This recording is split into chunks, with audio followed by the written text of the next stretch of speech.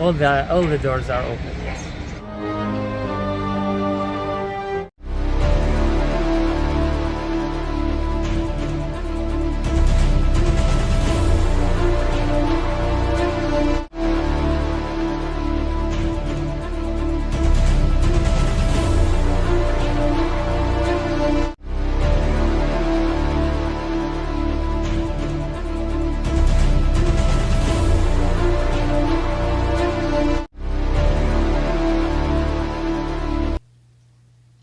Bon matin à tous, une fois de plus, ma joie est sans mesure d'être avec vous encore une fois ce matin pour nous recueillir autour de cette table d'enseignement. De par ces images, nous observons la maison d'Abramic d'Dubaï située sur le site de Sadia, près de l'Arabie Saoudite. Et ce lieu, ce site, comme nous pouvons voir, il y a trois édifices, il y a trois lieux de culte. Un lieu de culte pour la religion judaïsme, un autre pour la religion musulmane, et le troisième lieu de culte est pour la religion catholique. Et tel que nous savons depuis un temps considérable, les chefs religieux voulaient trouver un terrain d'entente. Ils voulaient en quelque sorte ils voulaient faire vie commune, si nous voulons dire en d'autres termes. C'est ainsi qu'ils ont fait des déploiements importants afin d'avoir ce mouvement écuméniste. Lorsqu'on parle du mouvement écuméniste, c'est un mouvement dans lequel on essaie d'insérer, d'harmoniser, si vous voulez, les dogmes, d'harmoniser les doctrines d'une religion à une autre et en former un seul. Alors, ce que nous voyons de par ces images, c'est la signature et la confirmation de la religion mondiale. Et dans un temps soit peu, des lois et des normes seront mises en vigueur. La raison pour laquelle que nous voyons de par ces images, c'est trois lieux de culte. Et ceux-là, ce sont des ingrédients importants qui vont ainsi donner vie à la prophétie trouvée dans Apocalypse 13. Si nous considérons ce passage, puis je vis monter de la terre une autre bête qui avait deux cornes semblables à celle d'un agneau, qui parlait comme un dragon. Elle exerçait toute l'autorité de la première bête en sa présence. Elle faisait que la terre et ses habitants adorèrent la première bête dont la blessure mortelle avait été guérie. Elle opérait de grands prodiges, même jusqu'à faire descendre du feu du ciel sur la terre à la vue des hommes. Et elle séduisait les habitants de la terre par des prodiges qui lui étaient donnés d'opérer en présence de la bête, disant aux habitants de la terre de faire une image à la bête qui avait la blessure de l'épée et qui vivait. Il fut donné d'animer la bête, l'image, afin que l'image de la bête parlât, et qu'elle fit tout ce qui n'adorait pas l'image de la bête fût tué. Alors, nous avons, de par ces images que nous vous rapportons, la maison d'Abramic, et cela donnera vie à Apocalypse 13 que nous venons de considérer. Car, selon Apocalypse 13, la bête, telle que nous avons évoqué lors des capsules précédentes, cette bête qui émane de la terre, ce n'est nul autre que le faux prophète. Et cette maison abramique se rapporte à Apocalypse 18 lorsqu'il est question de Babylone la Grande. Et Babylone la Grande, tel que nous avons évoqué lors des capsules précédentes, il s'agit du Vatican, il s'agit de l'Église, du système institutionnel de l'Église catholique. Pourquoi ils ont apporté le nom de Babylone la Grande? C'est simplement que Babylone est un contrée où ce que l'impudicité et toute forme d'abomination de toutes sortes était abondante. Et c'est sans se rappeler que Nimrod, qui était un vaillant chasseur devant l'Éternel, selon Genèse 10, il régna d'abord sur Érec, Akkad et Calné, ainsi que Babel. Et compte tenu de sa grande vigueur physique, et ainsi il va persuader ceux du contrée de ceux eux-mêmes former leur propre bonheur, de ne pas attendre sur Dieu afin qu'il soit heureux. Et ainsi, il promit s'il y a eu un second déluge, qu'il va protéger les nations de ce déluge. Et c'est ainsi qu'ils vont ériger par des briques cuites ainsi que des bitumes cette tour de Babel, et que c'est de là, ainsi que l'Éternel, voyant leur intention, va confondre leur langue. Et ce contrée qui s'appelle Babylone, qui est aujourd'hui l'Irak.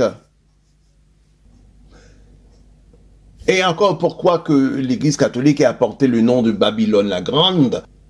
C'est simplement que Nebuchadnezzar avait érigé cette statue sur cette place publique dans laquelle que tous devaient adorer au moment du son de la sambuc, et ceux qui enfreint à cette loi, qui offraient résistance à l'adoration de cette statue, alors ils seront précipités à l'instant même dans la fournaise ardente. C'est de là qu'ils se saisirent de Shadrach, Meshach, Abednego, car ils refusaient de manière catégorique de se plier, de se prosterner afin de voir l'adoration de cette statue, préférant plutôt de s'investir à l'adoration du Dieu des Hébreux. C'est ainsi que selon le passage que nous avons considéré au travers de Daniel, au moment du son de la cornemuse, tous devaient se prosterner devant cette statue d'or afin de voir à son adoration. C'est ainsi que, selon Apocalypse 13, cette bête qui est à monter de la mer, nous savons que cette bête, telle que nous avons exprimé au travers de nos capsules précédentes, il s'agit bel et bien du faux prophète qui est nul autre que le pape. Et il est dit selon Apocalypse 13, 15, il lui fut donné d'animer l'image de la bête, afin que l'image de la bête parlât, et qu'elle fit tous ceux qui n'adoraient pas l'image de la bête fussent tués. Donc, nous avons maintenant ici de Daniel 3, Apocalypse 13, ce sont des versets qui sont au miroir, ou bien encore en d'autres termes, ce sont des passages qui ont de profondes similitudes. Donc, selon Daniel 3, il y avait cette statue à adorer, tous ceux qui n'avaient pas à l'adorer étaient précipités dans la fournaise ardente. Alors ici, selon Apocalypse 13, et ceux qui n'ont pas adoré l'image de la bête seront tués.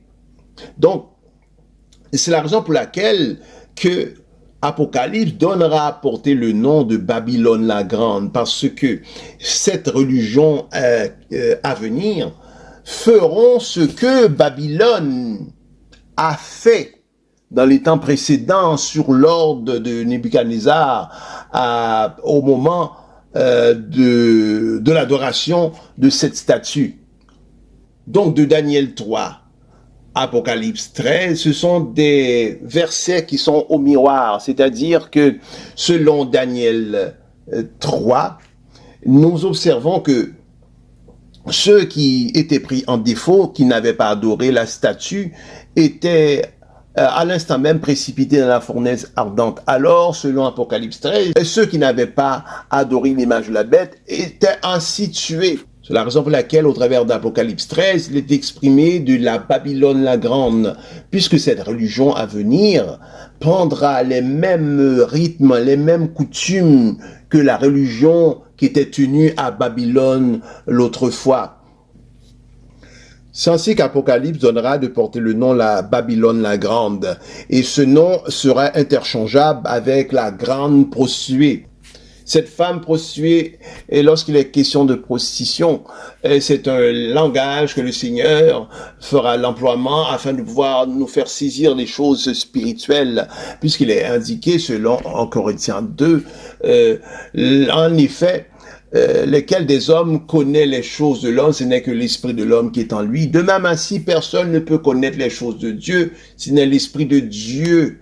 Alors, l'Esprit de Dieu fera l'emploiement des choses matérielles afin de nous faire saisir les portées spirituelles. C'est la raison pour laquelle que il fera l'emploiement de cette femme prostituée. Et selon les 10 commandements, dont le premier, Dieu a dit, tu n'auras pas d'autre Dieu devant ma face. C'est ainsi tel qu'un couple, au travers d'un couple, d'un homme et d'une femme, lorsque l'homme ou la femme est à souiller le lit conjugal, en allant auprès d'un autre homme ou femme, alors ici, il y a une infidélité, il y a une adultère. Au travers d'Apocalypse 17, le Seigneur fera l'emploiement de cette prostituée pour illustrer une totale bassesse. Car cette femme n'a pas eu seulement qu'un amant seulement, elle a eu plusieurs amants. C'est la raison pour laquelle le Seigneur dira de cette institution, c'est la femme prostituée. Quelles sont ces processions? L'adoration de Marie. Nous pouvons parler ainsi la messe EQM, qui est l'adoration, qui est la messe tenue pour les morts. Ainsi, il y a la Saint-Valentin, telle que nous nous sommes étendus sur la question lors des capsules précédentes, et toutes sortes de rythmes tenus au travers de son institution. Ce sont des abominations, ce sont des prostitutions. Et pourquoi ce qualificatif de grandeur les est assimilés? C'est parce que cette religion, c'est une religion ancienne, et pour ne pas dire la première religion. Et c'est la raison pour laquelle, selon Apocalypse 17, du verset 5, il est dit, sur son front était écrit un nom, un mystère, Babylone la grande, la mère des impudiques et des abominations de la terre. Il nous faut saisir que la raison est que cette religion était la quasi-première religion. Nous disons quasi-première religion puisque la première religion ne fut pas l'Église catholique. La première religion fut le judaïsme, ensuite le christianisme. Lorsqu'il est question du christianisme, nous parlons du christianisme de l'apôtre Paul. Et il y a ainsi le christianisme romaine. Donc l'Église catholique n'est pas du tout la première religion. Mais toutefois, c'est une religion mère de multiples autres religions qui va être subséquente à cela, telles que l'Église protestante, l'Église mormone, les adventistes. Alors ce que nous voyons ici de par ces images, au moment qu'ils donneront le signal, alors tous, et cela après l'enlèvement de l'Église, tous devront se prosterner, quelle que soit votre nationalité, votre langue parlée, et vous devez vous prosterner. Cela se fera probablement au travers des écrans, au travers d'Internet. Toute la population mondiale seront obligés de se prosterner et de voir l'adoration. Et ceux qui ne vont pas le faire, qui vont offrir une résistance, vont exécuter. Alors mes chers amis, nous en sommes à la fin des temps. Il n'y a pas d'autre temps. Alors c'est la raison pour laquelle que nous devons impérativement nous prendre en main, nous assurer que notre vie avec le Christ, que notre robe soit tenue dans une totale blancheur. Alors nous devons tenir notre robe propre. Et il se peut que le Seigneur vienne ce soir. Il se peut qu'il vienne demain. Nous devons avoir notre robe propre. Il se peut qu'il vienne dans 6 mois. Nous devons encore avoir nos robes propres. S'il vient dans 1 an, 2 ans, nous devons encore avoir nos robes propres dans une totale blancheur. Et quand même qu'il viendra 10 ans après, nous faut tenir notre robe dans une totale blancheur. Mes chers amis, l'heure est de se quitter. Nous serons ensemble la semaine prochaine, Dieu voulant. D'ici là, veuillez partager la vidéo, veuillez liker la vidéo, veuillez vous abonner. C'est Pasteur Jade qui vous dit à la prochaine.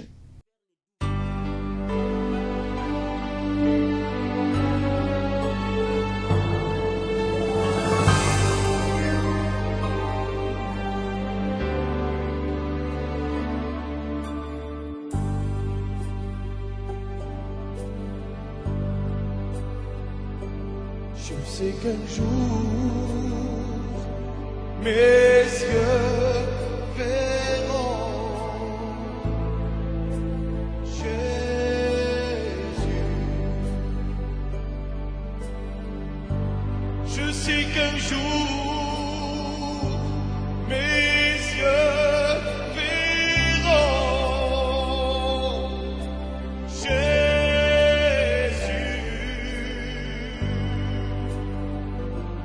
Si je marche jusqu'au bout par la foi et malgré tout, je sais qu'un jour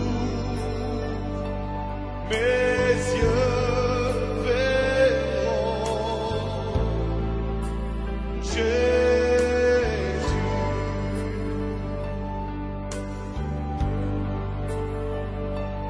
Jusqu'au bout, je veux te suivre dans les bons, les mauvais jours. Avec Dieu, mourir c'est vivre. Avec Jésus, oui pour toujours. Je sais qu'un jour, mes yeux verront Jésus.